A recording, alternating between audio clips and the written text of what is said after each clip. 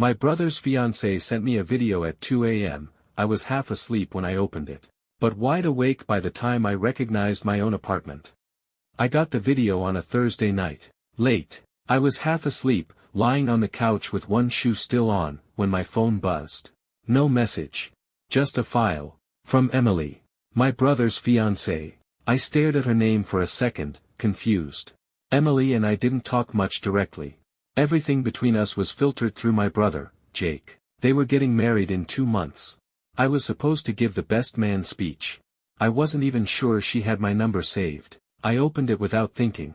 The second it started playing, my chest went tight. Her face filled the screen. Up close. Blurry at first, like she'd rushed to hit record. Her lips were red, a little smudged. Hair tousled like she'd just rolled out of bed or maybe, something else. She whispered, "I can't stop thinking about the other night." My stomach dropped. She smiled. Soft, almost shy. "You said not to send this, but I wanted you to see what you do to me." Then she stepped back. And I swear to God, my heart stopped. I recognized the room. It wasn't Jake's apartment. It was mine. My couch. My lamp. My blanket on the floor. I paused the video with a shaking hand. For a second, I thought it was some sick prank. Maybe AI generated. Maybe she meant it for Jake and had just recorded it here by accident. But then I hit play again. Like a goddamn idiot. She kept talking. Low, breathy, different from the Emily I knew. The Emily who brought gluten-free cookies to Thanksgiving and laughed at all my dad's terrible jokes. This Emily sounded like someone else. And then she said it. "I wish you didn't make me feel this way." That was it. Nothing else. The screen went black. I sat there, stunned, hearing my own breath in the silence. My fingers were ice. I replayed it.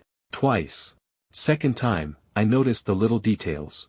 The hoodie she was wearing. Mine. The ring on her finger. Still there. The worst part. There wasn't a trace of guilt in her face.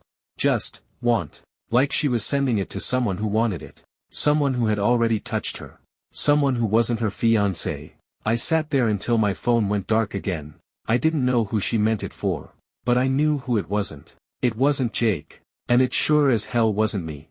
I didn't sleep that night. I just kept watching the video. Over and over, like an idiot. Like the more I stared, the more it would make sense. But it didn't. Every time she said, "the other night," I'd rewind and think, what other night? Where? When? I hadn't been with her. Not even close. We barely even talked. She was always polite, but cold. A little too polished. Like she was constantly on camera. And Jake adored her. I couldn't tell if it was love or worship, but it was blinding. He talked about her like she hung the moon. So no, she wasn't talking to me. Which only made it worse. Because that meant she was talking to someone. Someone else. And I had a front row seat. Friday morning, I showered but still felt like I had something dirty clinging to me. I almost texted Jake. My thumb hovered over the screen for a full minute. Then I closed it. I told myself I needed more context. Maybe it was a mistake. Maybe it was from before they got engaged. Hell, maybe she was acting. Some weird private game they played. That lie worked, for about 2 hours. Then Jake showed up at my place. No warning. Just knocked, bright and early, holding 2 coffees and grinning like he'd just won the lottery. "Dude, wake up," he said, shoving a cup into my hand. "You gotta help me with the playlist for the wedding." My mouth was dry. I blinked at him. "Now." He laughed. "Yeah, now. Come on. You promised." He walked right into my apartment. Past the couch. The blanket. The lamp. The exact setup from the video. And nothing in his face changed. No flicker of suspicion. No hint that he'd seen anything. His world was still intact. Mine was cracked right down the center. I sat down across from him and watched him scroll through Spotify. He was humming some stupid love song, tapping his fingers on the armrest. Completely unaware. Emily texted him while we sat there. I saw her name pop up on his lock screen. Jake smiled like a high school guy. "She's taking care of some wedding stuff today," he said, without me asking. "Spa, venue check, all that." God, man. I still can't believe she said yes. My stomach turned. I forced a smile. "Yeah. She's something." He grinned harder. "She's perfect." And that's when I realized something sick. Emily hadn't sent that video to me by mistake. She'd sent it to someone else entirely. I was just collateral damage. She must have selected the wrong contact, wrong name. Maybe she typed J and clicked mine instead of whoever else she's sneaking around with. And now I had a time bomb sitting in my pocket. A secret that didn't belong to me, but could burn everything down if I lit the fuse. I tried to focus on the music. Jake was still flipping through songs, asking which ones felt like them. Every time he mentioned her name, my throat tightened. I should have told him right then. I didn't. Instead, I asked, "You ever worry she's too good to be true?" He paused. Looked up. "What do you mean?" I shrugged. "Just, she's kind of out of your league, man." He laughed. "Tell me something I don't know." Then he leaned forward, serious for a beat. "But she picked me. She wants this. And I trust her. That's all that matters, right?" That word, trust, it hit like a punch. I didn't answer. I couldn't. Jake stayed for another hour, played a few more songs, then left with a head full of wedding plans and a heart full of blind faith. As soon as the door shut, I grabbed my phone and pulled up the video again, paused it on her face. I needed to know who it was meant for. And I knew where to start. I went full-blown obsessive that weekend. I didn't leave the house. Didn't eat much. Barely slept. The video kept looping in my head, over and over like some cursed reel. Her voice, her face, the way she said, "the other night." It didn't sound like a first time. It sounded like a repeat offense. Familiar. Intimate. So I started looking. Not for confrontation. Not yet. Just, context. Clarity. Something to convince me I hadn't stepped into a nightmare. Jake had invited me to a little pre-wedding family dinner Sunday night. Said Emily would be there. "It'll be small," he told me. "Just the inner circle." I said yes without thinking. Then immediately started planning how I could watch her, really watch her, without giving myself away. I showed up late on purpose. Wanted to walk in when no one expected me. Their place was spotless. Candles, soft music, laughter echoing from the kitchen. Emily was standing at the island, slicing strawberries. Wearing that same rehearsed smile, hair tied back, simple white dress. She looked like a damn magazine ad. And she was acting. I could feel it. Every time Jake spoke, she tilted her head and laughed too hard. Every time she touched his arm, it lingered just a second too long. She was performing. For us. For him. Maybe even for herself. I studied her movements like a hawk. And then I saw it. Jake stepped out to grab something from the car. Emily pulled her phone out of her apron pocket. Scrolled fast. Glanced at the hallway. Tapped something. Locked it. Slid it back in. But here's the thing. I know that phone. It was an iPhone 15 Pro. Silver. Cracked in the corner. Jake had bought it for her last Christmas. But later, when she got up to grab dessert from the fridge, she slipped a different phone out from under the sink cabinet. Smaller. Black. No case. Old. I watched her check it, then shove it back like it burned her fingers. She thought no one saw. My hands went cold. That wasn't normal. Who keeps two phones hidden in their own kitchen? Nobody innocent. After dinner, I hung back. Jake was walking his mom to her car, and Emily was cleaning up. I offered to help, mostly to stay close. As she handed me a stack of plates, I tried to sound casual. "That's a lot of phones, Em." She froze. Barely a second. Just enough to register. Then she turned, smile tight. "What do you mean?" I nodded at the counter. "I thought you had the new iPhone. But I saw a black one earlier." Her laugh was too light, too practiced. "Oh, that? Just an old work phone. I use it for playlists sometimes. Jake hates when I mess with our shared account." I nodded. Let it go. But I knew. She was lying. And worse, she was good at it. When Jake came back in, she pivoted instantly. Wrapped her arms around him, pressed a kiss to his cheek like she hadn't just spun a lie 10 seconds ago. I excused myself early, claiming a headache. Jake walked me to the door, still glowing with that easy, loyal love. "Thanks for coming, man," he said. "Means a lot." She gets nervous around family stuff. I nearly asked, what else does she get nervous about? But I didn't. Instead, I said, "You sure you trust her?" He frowned. "Why do you keep asking me that?" I shrugged. "Just seems like you trust hard. That's all." Jake looked at me then, really looked, and said, "Yeah. Because she's earned it." I nodded. Then walked out before I said something I couldn't take back. That night, I did the unthinkable. I went back. Waited until their lights went out, parked 2 blocks away, walked through the alley like a goddamn thief. Their side kitchen window was cracked for air. I slid my fingers under and popped it just enough to slip in. Heart pounding. Sweat down my back. Every nerve on fire. It took 5 minutes to find the second phone. She'd hidden it behind the flour container, inside a box of tea. I turned it on. No password. It was full. Texts. Videos. Photos. All from someone named A. I opened the thread. And my blood turned to ice. There were 37 threads in that hidden phone, but only one that mattered. His name was just an initial, A. No emoji, no photo. Just A. I scrolled, trying not to breathe too loud, heart thudding like a damn war drum in my chest. The messages started 6 months back, around the time Jake proposed. And they hadn't stopped since. November 3rd, 10:12 p.m., he asked me tonight. November 3rd, 10:16 p.m., you said he wouldn't do it yet. November 3rd, 10:18 p.m., what the hell am I supposed to say? No replies from A until hours later. Then one line, say yes. We'll figure it out. She said yes. Then texted him. Every message felt like a brick to the chest. Not because she was cheating. That would have been simple, even predictable. What made it sick was the intimacy. The emotional depth. She didn't just love Jake less. She loved someone else more, and had the audacity to let us all play pretend while she built a shadow life behind the scenes. There were photos too.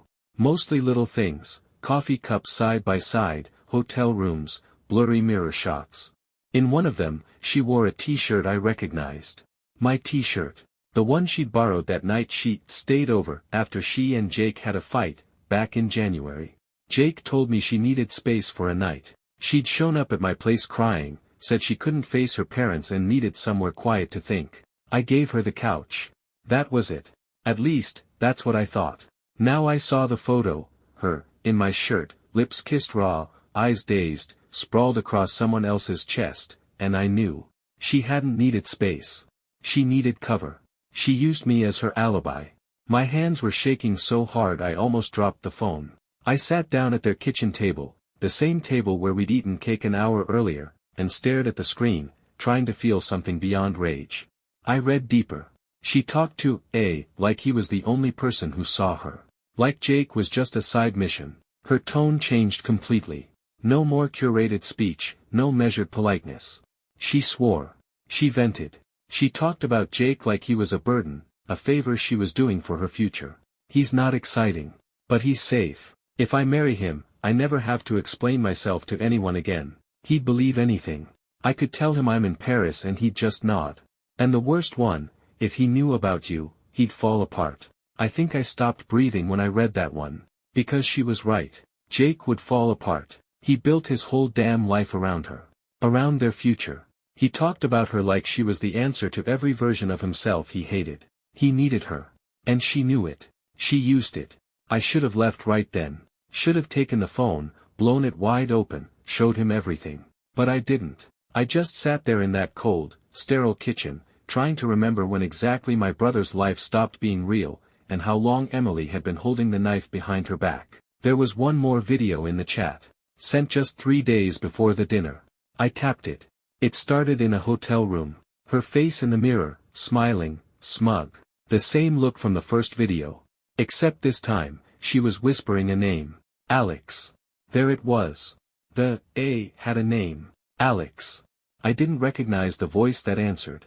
But he called her M. Said something about how good she looked. Said he couldn't believe she was going to walk down the aisle with someone else. She laughed and said, me neither. It wasn't even guiltless anymore. It was a game to her. Like she was trying to see how far she could push this before someone caught her. Like maybe getting caught was the whole point. The video ended with them laughing. That sound, their laughter, it stayed in the air after the screen went black. That was the moment I realized I wasn't just watching betrayal. I was watching rehearsed cruelty. I stood up, gripped the edge of the table to stop my legs from giving out. The phone was still in my hand. And that's when I heard footsteps. Coming down the hall. I froze. A soft light flicked on. The floor creaked. And then Emily walked in, wearing slippers, a robe, no makeup, face pale and stunned. She blinked, once, slowly. Then she saw what was in my hand. Her whole body locked. She didn't scream. Didn't lunge. She just said, barely above a whisper, "How much did you see?" My mouth felt like sand. I said, "Enough." She didn't panic. That was the first thing that hit me. She just stood there, staring at the phone in my hand like it was a wet towel I'd picked up by mistake. No fear, no guilt, just calculation. Like she'd already started running scenarios. I could see it in her eyes, those sharp, cold gears spinning behind a sleepy stare.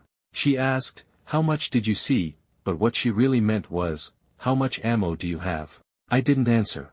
I was shaking, not from adrenaline but from the sheer weight of it all. The months of betrayal. The lies. The layers.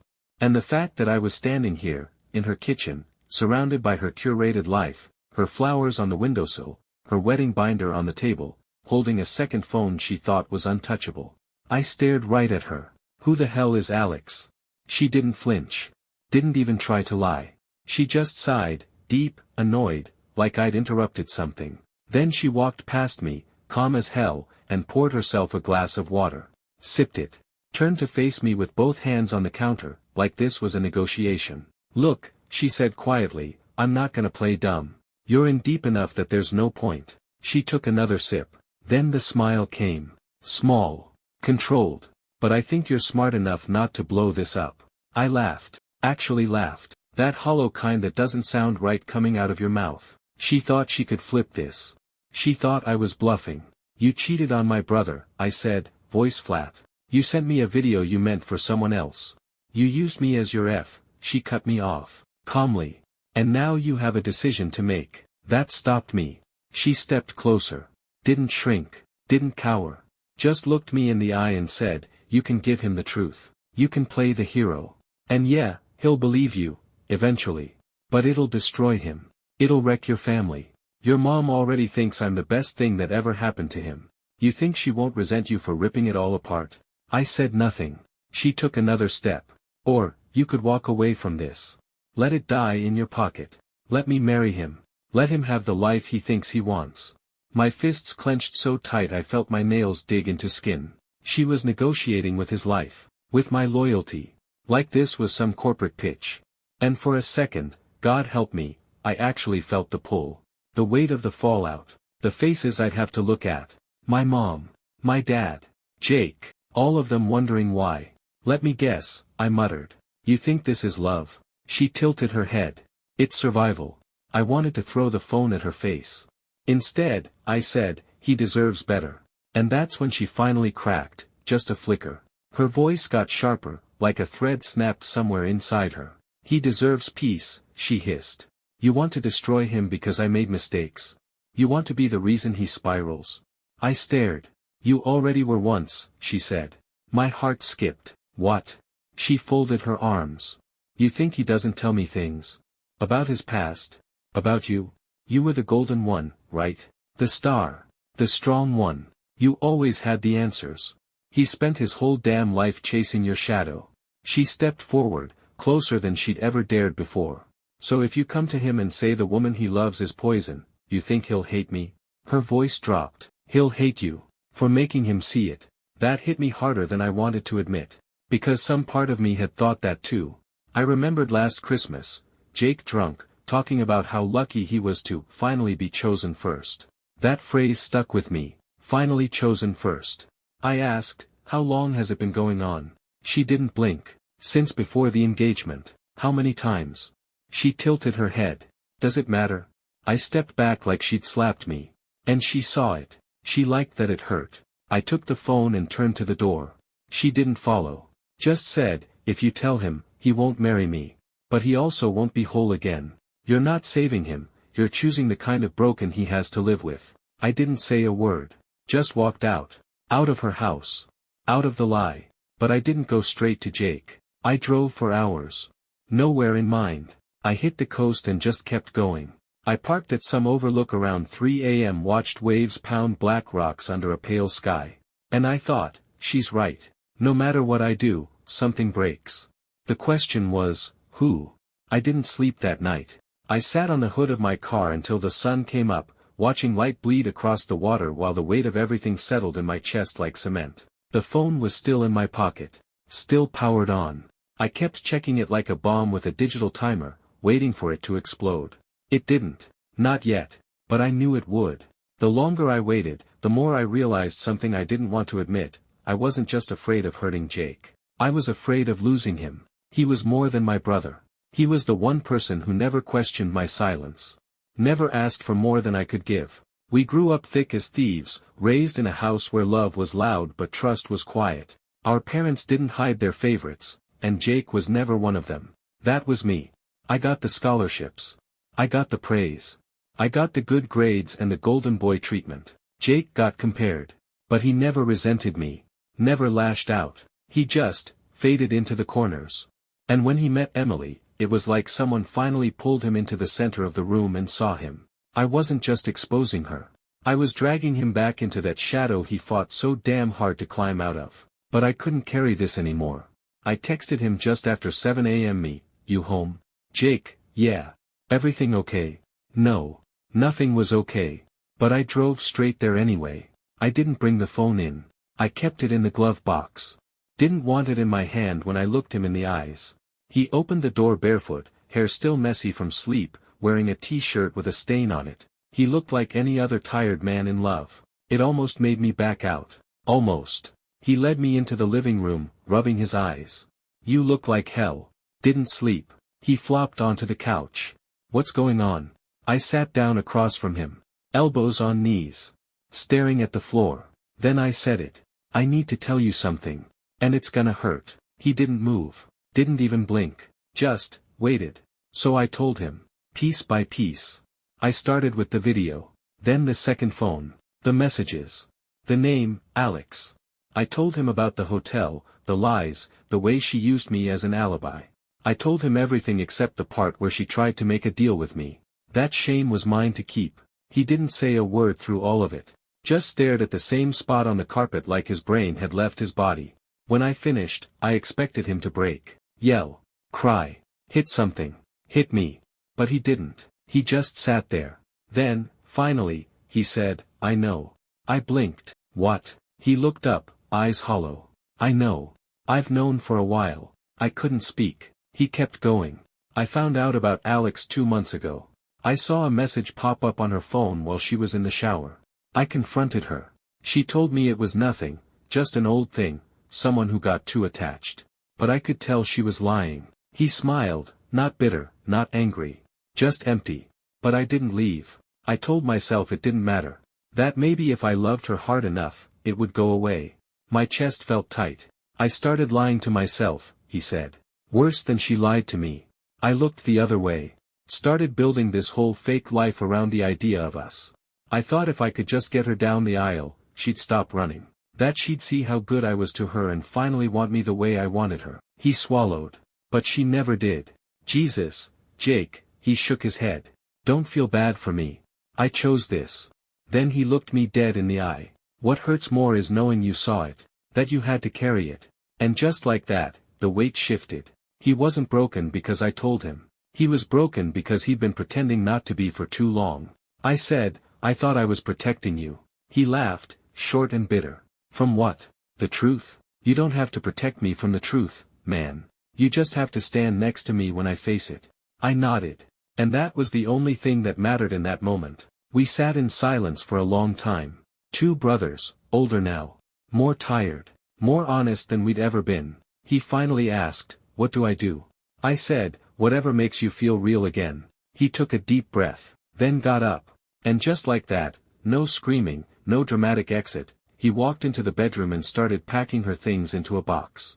That night, he gave the phone back to her. Said nothing. Just handed it over, looked her in the eye, and waited. She didn't apologize. Didn't cry. She just said, I guess I always knew you weren't going to fight for me. And he replied, you were never mine to fight for. She moved out 2 days later. No wedding. No calls. No closure. She was just gone. Jake stayed with me for a week. Slept on my couch, cooked too much pasta, stayed up late watching movies we used to love. He didn't cry. Didn't break down. He just healed. Quietly. And one night, after a long silence, he said, thank you for telling me. I said, I waited too long. He shook his head. You told me when I was finally ready to hear it. That's the only time that matters.